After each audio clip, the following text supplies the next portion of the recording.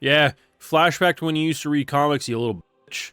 Unfortunately, you ain't the hero. You picked the wrong side.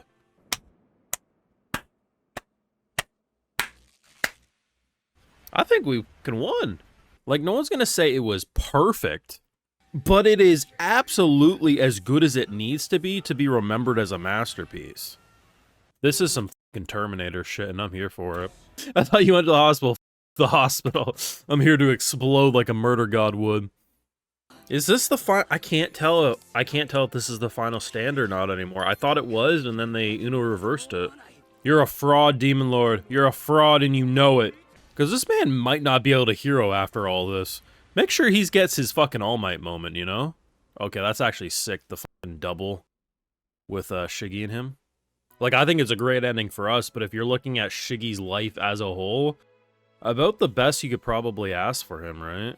Hey, you. If you got this far on the video, make sure you drop a like, share your support, subscribe if you're new around your patrons where you can catch my full live reactions to all these episodes and more. If you also want to help fund the channel and videos just like the one you're watching, got a lot to talk about. Let's jump back into it. I had a question, and that was a few weeks ago when we got that amazing Bakugo episode. The Bakugo episode.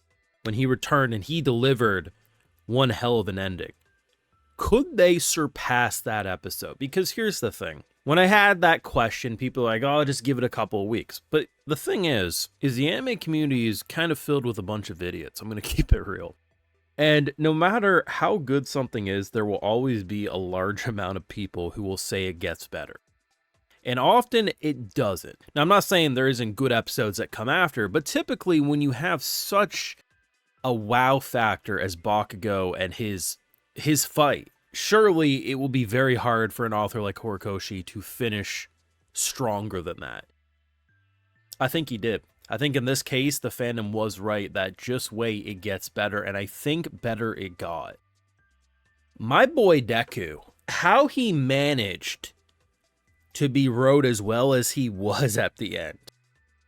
The manga fandom did Horikoshi a goddamn disservice. Because all I remember when, like, honestly, probably the past few seasons of this show, as an anime only, is every time I'd load up Twitter, someone was bitching about how the manga was falling off, it wasn't delivering what it should. And listen, I still haven't seen the final episode, and I'll compare. I'll compare the base final chapter and the fleshed out final chapter. And sure, maybe there are some issues with the base chapter, but how in God's name did the My Hero Academia fandom let down Horikoshi as much as they did? Now, maybe Japanese Twitter and the like was better than North American, but holy hell. I'm not saying that Studio Bones and everyone didn't elevate a source material, because they clearly did. The music, the animation. I mean, this is a fandom that still deadass takes random ass screen grabs and act like it represents a whole episode. Like a shot like this, as an example, is what would normally be like, I don't think it's as relevant this season because One Punch Man's airing, so their hatred doesn't get the same coverage as usual. But they would take a screenshot like this and say, oh my god, they butchered it. Look at this amazing art panel. And it's like, yeah, you're missing all the animation that led up to that. You're missing all the music and the directing. It's very hard to capture. I mean, a still image is going to have more detail than a still image that is a single frame of a moving part, you doofus.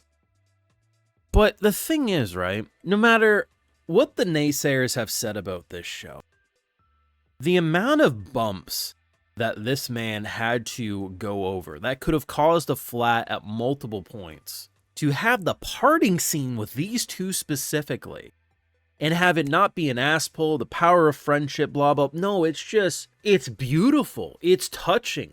All for One's finale, I don't think you could have done it any better. You get the collective support of the whole group. Deku still has a little bit of his power left, and everyone protects him to get to this moment because he should be the one delivering that final blow. Not only because of an emotional level, but because he's probably the only one who can deliver a final blow that guarantees he doesn't get back up. And this man got back up so much he became the fucking Terminator, man. Like, I mean, I don't even know how to explain what we saw here. Like, initially, yeah, it's pretty obvious 3D, but, like, not in a bad way. Whatever demonic abomination he became here, it worked so well for me. And anytime the camera was up close, you know, they did it in 2D. I just think, at the end of the day, when you really take a step back, we are now 167 episodes into this show. And while there are plenty of characters that you can argue should have gotten more time and attention, as much as I dislike him, I think a character like Minato would have benefited greatly if we would have fleshed him out a lot earlier. Maybe I would have cared more about his stuff in this episode, but it doesn't ruin anything for me, but it's an example of something that I would have changed. In a perfect world, maybe we have a little handshake here, but that's just my personal preference. Overall, there's so many points that I think should have felt like, oh, like Bakugo coming back as an example should have felt like the power of friendship ass pull. It really should have. But the reason I don't think Bakugo coming back felt like an ass pull is that if we look at the previous season, there was like literally the moment he died, they tried to save him and they kept his heart going. Yeah, it was easy to forget that was happening because of so many other moving parts, but when he does come back, it's not like, well, what the hell? Most of these authors would have showed him die and no one immediately going to him trying to restart his heart. And then we would have been like, well, what the hell? He just randomly came back. And then be like, well, I guess so. But by putting it in our mind that they attempted to bring him back from the moment it happened, it doesn't come as an ass pull. The fact that All For One as a character breaking down the way he did, from the very first episode we know about All Might, is that having his ability in an unprepared body would kill you. That's why Deku had to train as hard as he did here.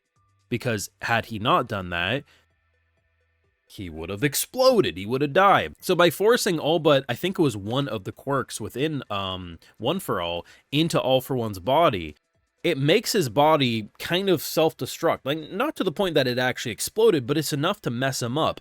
Throw all the heroes attacking him at the same time, his senses are dulled, allowing for this moment to happen.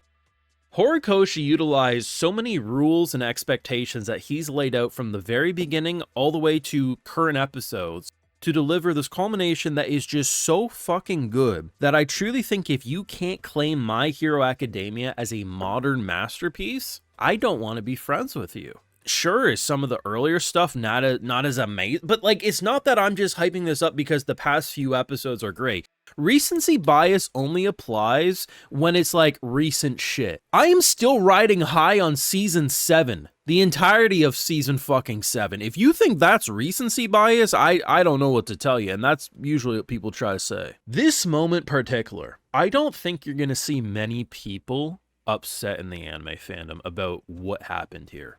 Now, maybe manga readers were, but when a kid's basically made for one purpose and his entire life before even essentially being born was destined to be just cruel, should Deku forgive the current actions? No, and he even says, I'll never forgive what you did.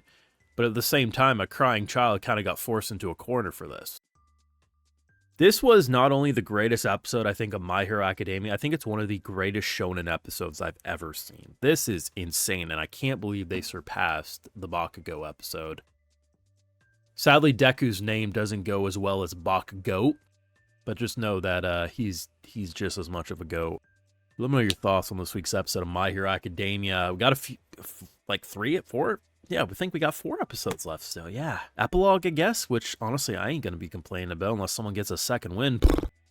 Thoughts down below. Drop a like, share, support, subscribe if you're new around. Of course, Patreon, full live reactions and exclusives. Like I also like to give video shoutouts to my patrons who make this all possible. So today we got Sleepfish, Wayne Delquist, Marco Sun, Heron12, Kieran Walker, Sean Cafferkey, and we also have Dragon Mom. So I appreciate the support. Please take care, and you'll have a good one.